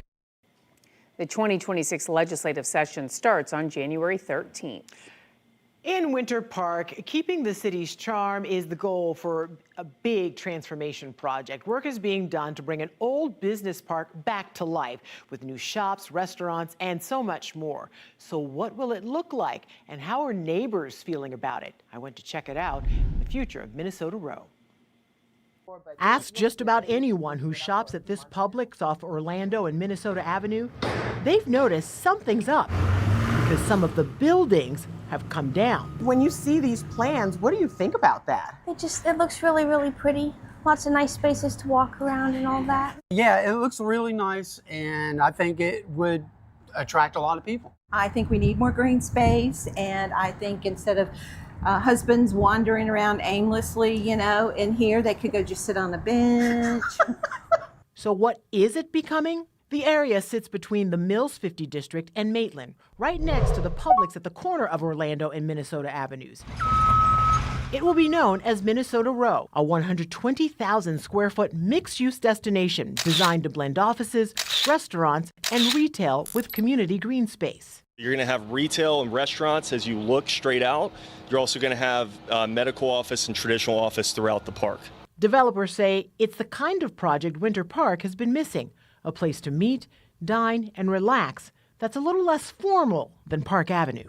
We don't really have a destination project like this. We, of course, have Park Avenue, the Golden Mile, but nothing really where people can congregate around, a restaurant here and a curated entertainment area with the green space in the middle. We just don't have anything like that in Winter Park. Major tenants are already signed, including Orlando Health, Cora Physical Therapy, and Cardinal Health, a Fortune 50 company. And more restaurants and boutique fitness studios are in the works. Construction started Q3 of last year. We're obviously underway, and it will be done by late Q1, early Q2 of 2026. The owners behind Minnesota Row have created similar developments in Tampa's Hyde Park, Charlotte, and Atlanta. They say this one will fit Winter Park's family-friendly feel. And you don't have to worry about car traffic. You can be pedestrians here on this lawn, kind of hang out for the day, have lunch, have breakfast, visit some boutique fitness shops. Something for the whole family is what we're looking for. Looks nice. Really, I drive past that area and the progress is coming along nicely. All right. Well, what would be a better Christmas gift than $1 billion? I can't even imagine. Well, you could have a slim chance to win tonight, but that's better than nothing. Plus, a push to bring new life into Daytona Beach. Coming up, a look at the plan for a historic firehouse. This portion of the news is sponsored by Shark Coatings.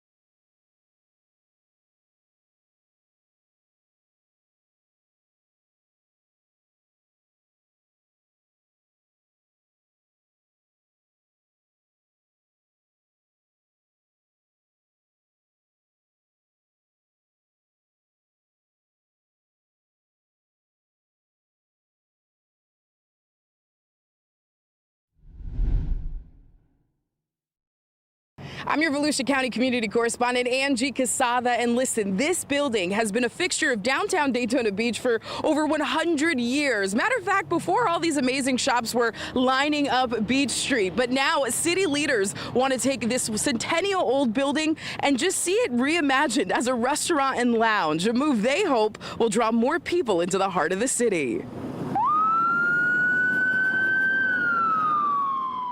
I honestly love this idea, just preserving the history of the fire station and using it for a restaurant where the community can enjoy. I love that. The city says any proposal must preserve the building's historic character while creating a destination experience near the riverfront Esplanade and Jackie Robinson Ballpark. I think the location is perfect. This is an area I personally love to frequent, so I would definitely be going and checking it out. The approximately 8,000 square foot space comes with dedicated parking and would require year-round operations and high-level service. You know, Daytona Beach Fire Station #1 is such a historic and treasured part of the Daytona Beach story in addition to the fire department's story. And seeing an opportunity to redevelop and reimagine the use of this building, I think we're excited because it plays a critical role in the renaissance of downtown.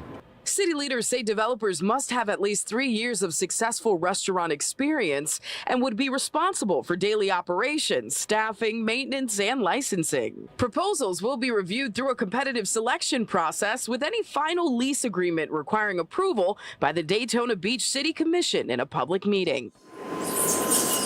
And new Fire Station #1 is a state-of-the-art structure that's supposed to serve as an example of Daytona Beach's vision for who we want to become moving forward. Reporting in Daytona Beach, I'm your Volusia County community correspondent, Angie Casada, News 6. All right, we certainly have had a stretch of beautiful weather, and you understand why people come here for the holidays. It is above normal, but we'll take it, Julie. Yeah, this is the place to be, especially when you look at some other parts of the country. We're doing great now. The one weather-related issue that we will see, and that won't come until the overnight hours, will be some areas of fog. But if you're planning to head out to dinner or to church this evening, you're in great shape. Temperatures will be pleasant.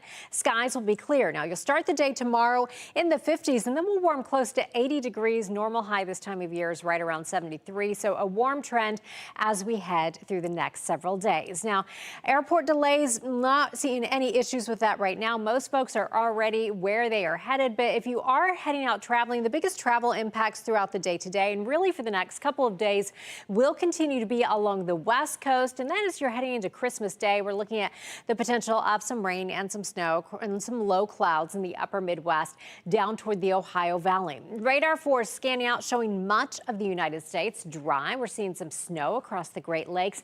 The biggest system impacting anywhere in the U.S., though, has been persistent heavy rain just continuing to roll onto the West Coast. And all those little green areas you see, that shows us where we have flood advisories in place in California. So again, that's really providing some big impacts for those folks.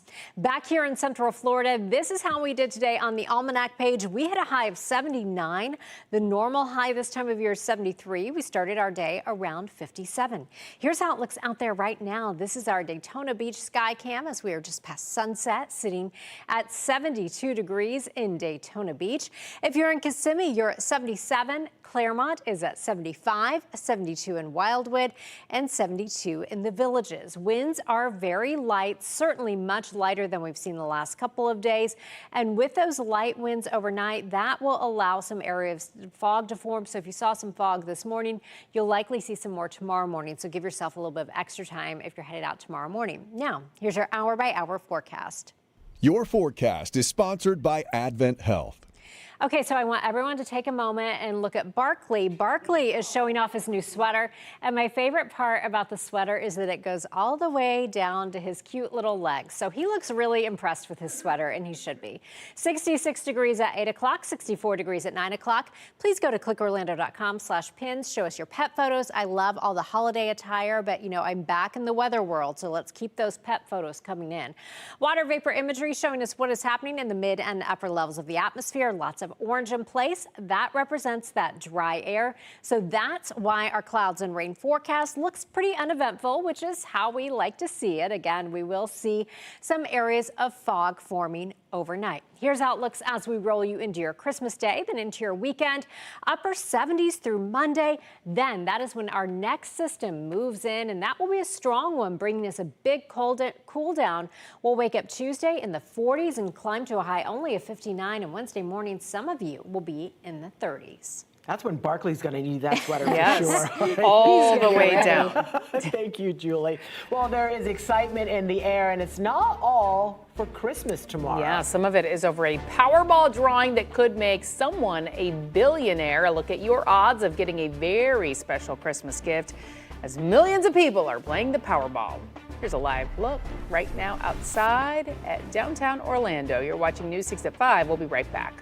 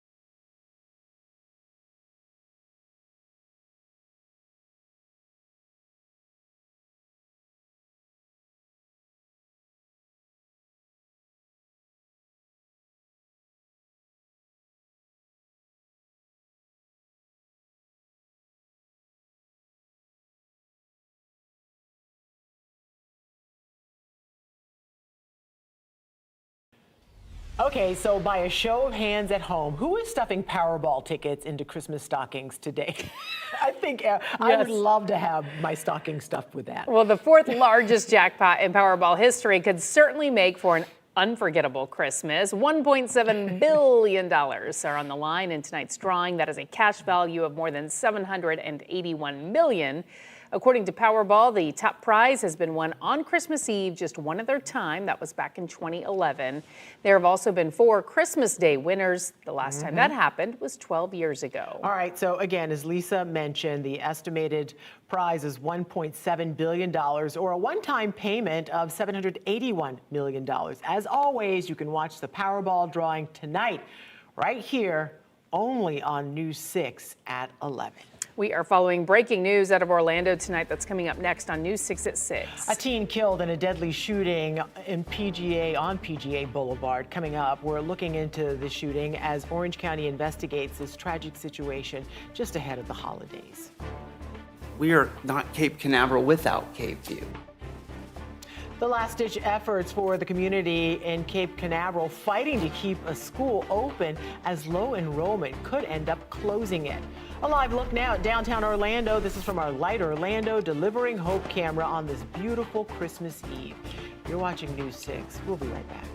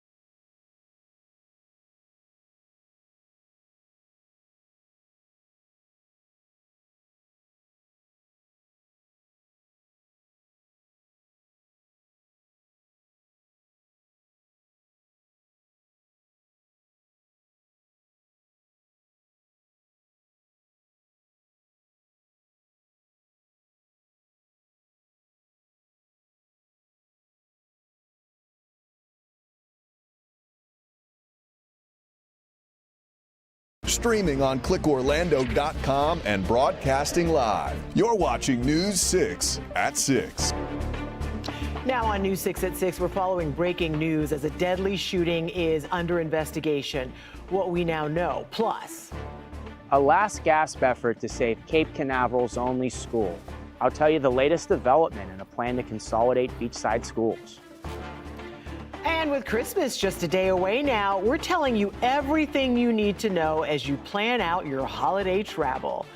We begin tonight, though, with some breaking news as the Orange County Sheriff's Office is investigating a deadly shooting in Orlando. News 6's Jarrell Baker has been following this tragic situation for us tonight, and he joins us now live with more. Jarrell.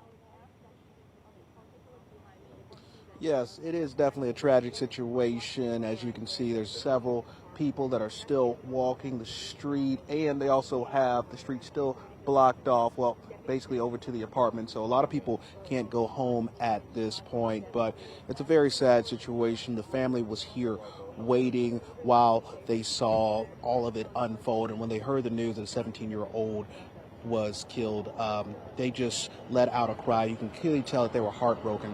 We actually spoke with a witness who says that his wife was home at the time and she heard it all go down outside of the window near their home. It's a sad day, you know, can't have Christmas with his family and stuff like that, whoever it is, but that's horrible, horrible. I just got home from work. I'm trying to get home and they're not letting us in, so I don't know how long I'm gonna be out here.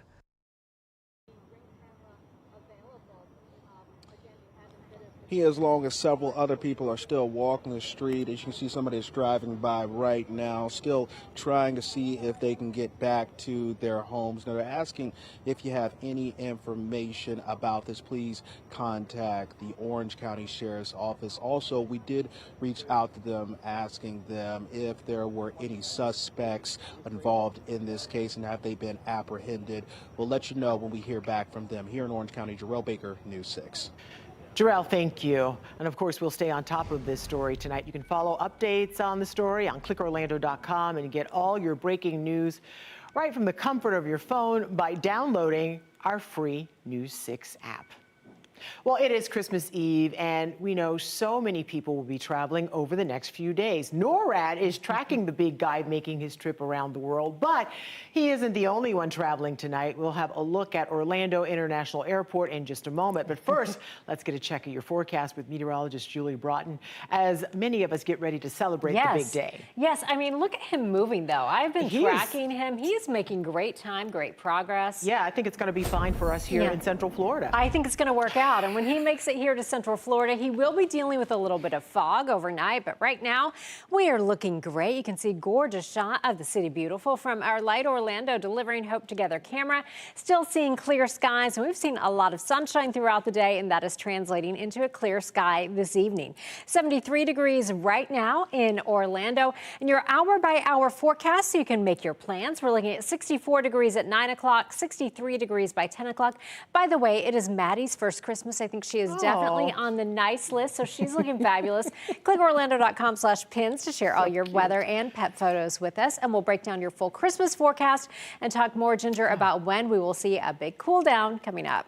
Happy first Christmas to Maddie. She's adorable. Thank you, Julie. Well, if you're flying out for the holiday, today or tomorrow might actually be the best days to do it. News 6 Orange County community correspondent Jana Manahalal is live at Orlando International Airport, where people are flying out. They're excited to be traveling right now, Jana. Yeah, it's honestly something you wouldn't expect. And like you said, Christmas Eve and Christmas Day are the best days to travel. And better yet, they're actually the cheapest days to travel. For holiday travelers heading out on Christmas Eve, the experience at Orlando International Airport has been pretty calm. Bags are coming out on time, and many travelers say it's somewhat of a Christmas miracle they're getting through the airport with so much ease. It was shocking. There were no lines in TSA. Everybody was very friendly and in a holiday spirit. And some say traveling during the holiday is the way to go. I've always traveled on Christmas. That was always what my family's done, but I do recommend it, but maybe now the cheat code might have been broken. According to AAA, flying is way more expensive this holiday season, averaging nearly $900 a ticket. The days leading up to Christmas Day are the most expensive, while flying on the holiday itself is cheaper. An expected 8.03 million people will be taking to the skies this year, which is the first time ever that number of people has surpassed 8 million for the holiday season. I'm surprised. I thought there'd be more people because You look at the websites and they tell you how many people are traveling, and I'm surprised. Just not a lot of people right now. As smooth as it's been, TSA has had its ups and downs so far, so just be sure to keep an eye on changing times. And AAA says that Christmas Day, which of course is tomorrow, will be even quieter, with travel times expecting to hike back up as the week continues and people head home. So the biggest suggestion is to just keep an eye on your flight times before you get to the airport and just arrive a little bit earlier. Yeah, that's always great advice. All right, Jana, we've done stories on that gate link system at MCO. We know it's being upgraded, which means there are fewer trams shuttling people back and forth to the gates. Have you seen any issues since you've been out there? Yeah, honestly, we've been out here since mid-morning, and the trams have been running very smoothly despite that construction continuing. Right now, we're seeing a little bit of a decrease in the tram usage just because, you know, Santa's coming soon, but we're going to see if a tram will come out, but I don't think we're super busy right now. At MCO, I'm your Orange County community correspondent, Jana Manahalal, News 6. All right, got to clear the way for Santa. Jana, thank you. And while it is smooth sailing at the airport right now, the roads could be a little busy at this time. Here's a live look at traffic. This is I-4 on the left. It's near Champions Gate, and that's always an area that gets hung up about this time of day, but it looks okay right now. And on the right is I-95. This is near Cocoa Beach. So folks are moving along smoothly, no traffic jams to speak of, and that's really a very good thing. While millions will be flying, AAA expects most people in Florida to drive for the holidays. AAA says there could be a record number of drivers through the rest of the year. More traffic means a higher chance for crashes. Now, we've already seen some bad ones, too, from Brevard, Lake, and Seminole counties in just the last few days. It's important to stay alert and patient when you're behind the wheel. News 6 spoke with a family who hit the road this morning for Daytona Beach. They say they are keeping an eye on the cars all around them. Once you're in traffic, anything can happen. You know, somebody slam on their brakes, slap on yours, and it could be a rear end and all types of things. If you're hitting the road in the coming days, experts say you should avoid the afternoon and early evening hours and hit the road early in the morning. Developing tonight, Cocoa police are hoping you can help them track down a man accused of sexual battery on a child. News 6's Mike Valente joins us now. He's in the newsroom with what we know. And Mike, police say this child is a relative of the suspect? Yeah, Ginger, that's right. That man who police want to get their hands on and arrest is named Eddie Alexander Espinoza Lopez. They say he works in landscaping and spends his mornings in the area of 3750 North Cocoa Boulevard, which you can see on your screen appears to be a plant nursery. Police say he lives here on Greenwood Way in Cocoa, but also they believe he spends time on Dianthus Lane in Titusville. The 43-year-old Espinoza Lopez has an active warrant out for his arrest on 4 charges. Those include sexual battery on a person under 12 and lewd or lascivious molestation. Again, that child, police say, is a relative. Espinoza Lopez is known to ride a bike, according to police, who add that he may also be driving a silver Honda that belongs to his boss. The license plate on that Honda is the following: Florida tags JX943F. Again, those tags are JX943F. Cocoa police say if you see Espinoza Lopez, to please give them a call at the number 321-639-7620, or you can text or email dropadime@cocopolice.com. Ginger? All right, Mike Valente live in the newsroom. Thank you, Mike. A fight to save a school has become a fight for the entire community. That's how a local mayor is describing the effort to stop Brevard Public Schools from closing the under-enrolled Cape View Elementary School. Your Cape Canaveral community correspondent James Barbero has the latest developments in this continuing coverage. A last gasp effort to save Cape Canaveral's only school. I've reported since October how Brevard Public Schools is considering closing Cape View Elementary School and sending the 200 students to Roosevelt Elementary School in Cocoa Beach. Now I've learned the City of Cape Canaveral's council is going to meet with the school board to have a meeting on this matter, and the district tells me that's going to happen on January the 6th. That's 2 weeks before the board is scheduled to vote at a regular meeting on the 20th.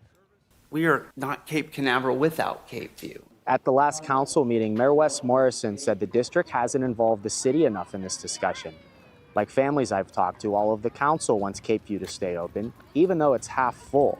We've got a passionate parent base and involved community. Why are we staring 30 days out at a closure? If they're going to close the school, you might protest. That is correct. Catching up with the PTO president, Rajesh Ravi Sankar tells me the community is still not giving up. The district's argument has been they're spending so much more money per student at a school like this that's under-enrolled. What do you say to that? I did not realize that public education has turned into a business model. We are hopeful at this point because that is all that we have.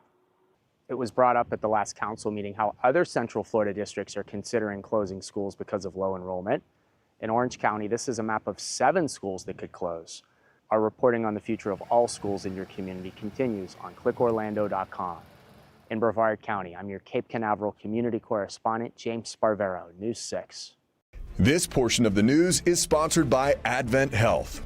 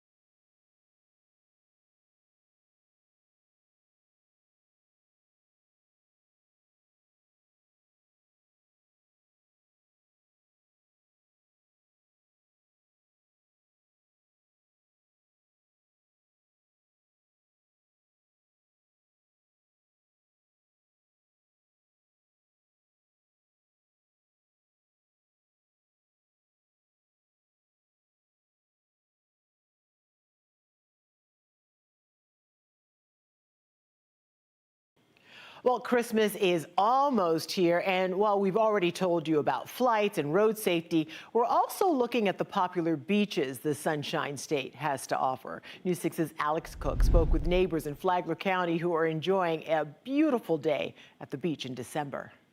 If you're dreaming of a white Christmas, this is about as close as we get in Florida. White sand, blue skies, and a warm, sunny Christmas Eve at the beach. People are out here soaking it all in, so I decided to check in on this Yuletide beach day, heading down the coast to talk to people about what brings them out. It's a tough job, but someone's got to do it. I started right here at the Flagler Beach Pier, where I spoke to a family from Kentucky who traded sweaters and snowmen for sand and surf.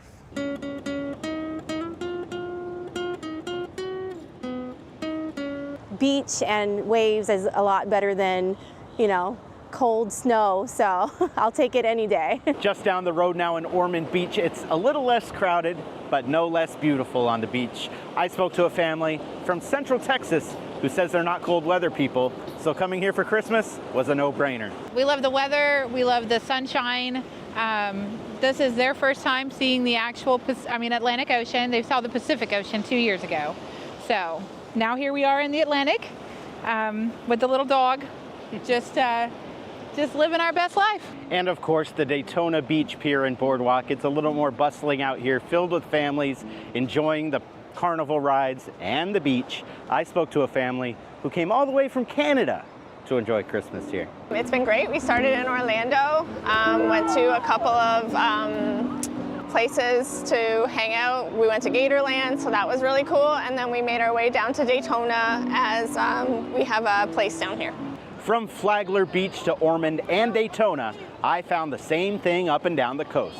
People grateful for the sunshine, the ocean, and a chance to slow down with their loved ones on Christmas Eve. It may not be a white Christmas, but for these people, it's exactly what they were hoping for. On the beach, Alex Cook, News 6. First of all, what a plum assignment he Oh, had my today, just going goodness. around to all the beaches, but it really gives you a great idea of how wonderful everything is here. I'm glad our Canadian friends are enjoying our weather Yes. because I know it's not the same for them back home right now. I mean, I feel like a white Christmas can be overrated, especially just watching Alex's story. Did you see how relaxed he looked? There's a reason. He looks great. I don't think he's coming back. Yeah, I mean, he's having a great day on the beach. And really, I think we have the best weather in the country for Christmas. We are talking about temperatures warmer than normal. I know a lot of people like a little bit of a holiday chill.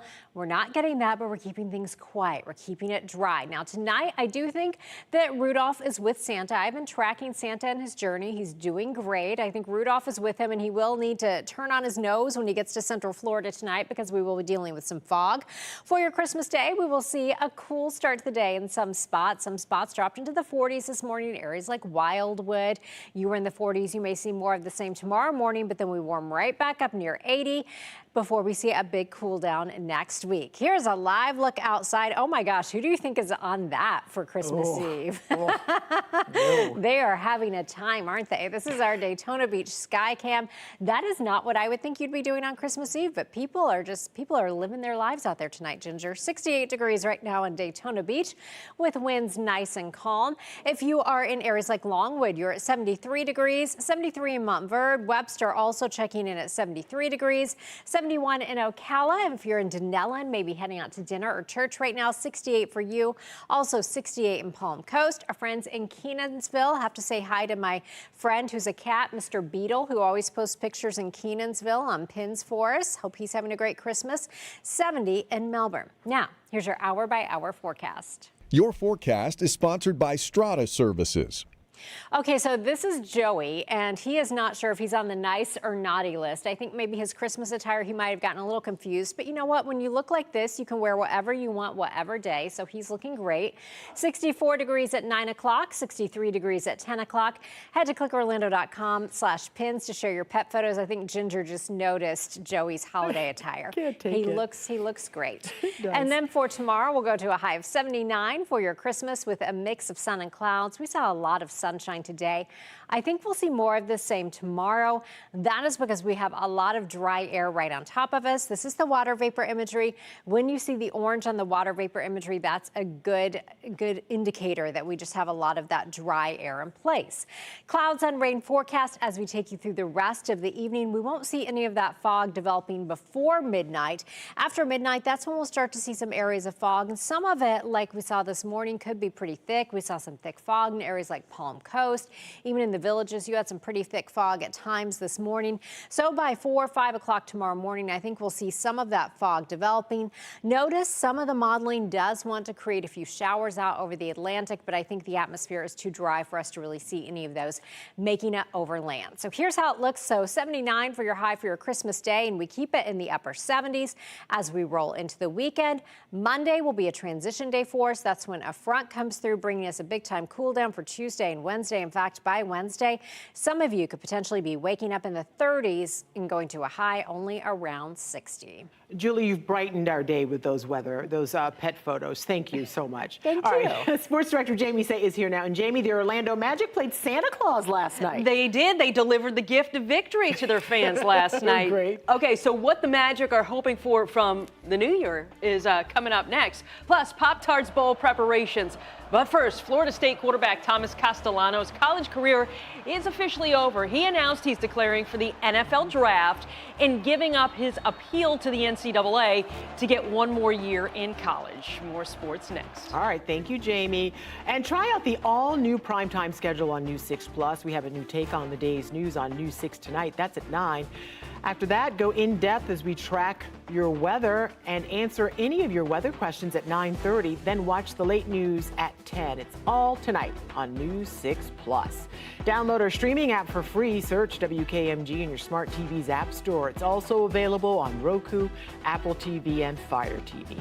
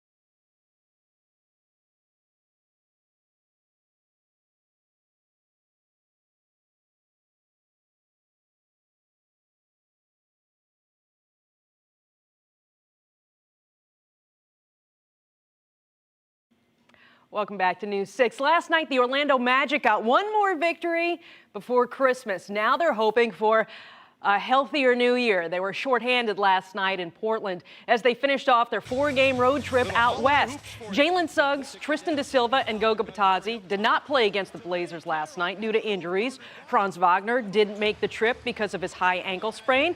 The rest of the Magic, though, fought hard for a 110-106 victory over those Blazers. Desmond Bane scored 23 to lead Orlando. Also had this key block right there down the stretch. Anthony Black chipped in with 22. Magic flew home to Central Florida after the game. We knew it was going to be tough. You know, second night of a back-to-back on the road. We've been on the road for a long time. You know, we wanted to end the road trip the right way. You know, we were able to get it done down the stretch. Whoever is out there on the floor, you're asked to play Magic basketball, and that is playing hard, playing together, playing defense, playing for one another. And that's what we, you know, showed tonight. And I think this group will continue to show that, you know, as we get bodies back, whenever that may be. I think these guys will continue to step into their role, whatever's asked of them. The Magic are 17-13 at this short Christmas break. At this time last year, they were 19-12, so similar records. One thing that is noticeably different, though, is their scoring. The Magic were averaging 106 points per game on this date last year. Well, this year they're averaging 117. That's a big improvement. The Magic are off today and tomorrow. They host Charlotte on Friday and then Denver on Saturday night. This week's holiday fun does not end at midnight tomorrow. The Pop-Tarts Bowl at Camping World Stadium delivers the gift of college football on Saturday. The BYU Cougars and Georgia Tech Yellow Jackets are spending their Christmases in Orlando. The two nationally ranked teams go head-to-head in the Pop-Tarts Bowl on Saturday at 3:30. The number 12 Cougars are getting their preparations done at the First Academy. The number 22 Yellow Jackets have been practicing at Boone. This morning, players from both teams discussed what a bowl win would mean. Throughout this year, we put our blood, sweat, and tears into this team, and I'm not one to quit and just, you know, be selfish and go about my business. I always finish what I start. I want to see BYU succeed. So as a senior, it's another meaningful game, and we want to end the right way and just play BYU football. Just a little bit more about the Pop-Tarts Bowl matchup. BYU is 11-2, averaging about 32 points per game. Georgia Tech is 9-3, averaging about 32 points per game. Well, there's a new spin on the NFL's Christmas Day tradition. Tomorrow, there are 3 games on the schedule. Dallas at Washington at 1, Detroit at Minnesota at 4:30, and Denver at Kansas City at 8:15. But for the first time, the games are only on streaming services, not TV. First 2 games are on Netflix, and the nightcap is on Amazon Prime. So you're going to have to get your login information or your neighbor's login information or your cousin's login information to watch those games tomorrow. What a new day we're in. It is a new day, and I can tell you, I'm not a big fan. I think a lot not of a big people fan. are I now, like yeah. flipping on the TV and having my NFL just my right there gosh. instead of logging in. Yeah. But you got to log in tomorrow. All right, thank you, Jamie. Before we go, the 4th largest jackpot in Powerball history could certainly make for an unforgettable Christmas. $1.7 billion up for grabs in tonight's drawing with a cash option of more than $781 million. According to Powerball, the top prize has been won on Christmas Eve just one other time back in 2011. There have also been 4 Christmas Day winners. The last one was just 12 years ago, so there's a chance. Thanks for joining us. We'll see you back here at 9 o'clock. Bye.